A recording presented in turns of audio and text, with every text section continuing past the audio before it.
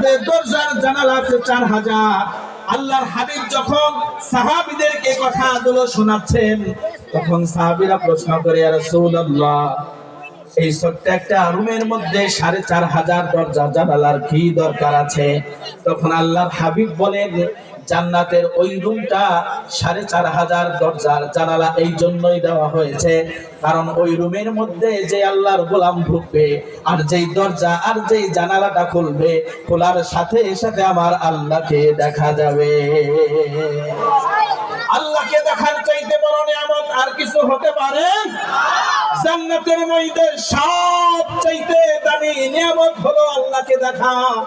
আল্লাহর হাবিব যখন এই কথাগুলো সাহাবীদেরকে শোনাচ্ছেন, আমার প্রিয় ভাইরা, তখন সাহাবীরা বলতেছে, ইয়া রাসূলুল্লাহ, কোন আমল করলে ওই রুমটা জান্নাতে পাওয়া যাবে? আপনারা কি শুনবেন?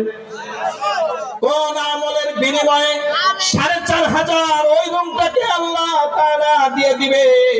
আল্লাহর হাবিব সাল্লাল্লাহু আলাইহি ওয়াসাল্লাম বলেন, যেই ব্যক্তিটা প্রত্যেকটা ভালো কাজের শুরুতে পড়বে বিসমিল্লাহির রহমানির রহিম, প্রত্যেকটা ভালো কাজের শুরুতে যেই ব্যক্তি বিসমিল্লাহ পড়বে, ওই সুন্দর রুমটা আল্লাহ ওই বান্দা আর বান্দীদেরকে দিয়ে দিবে।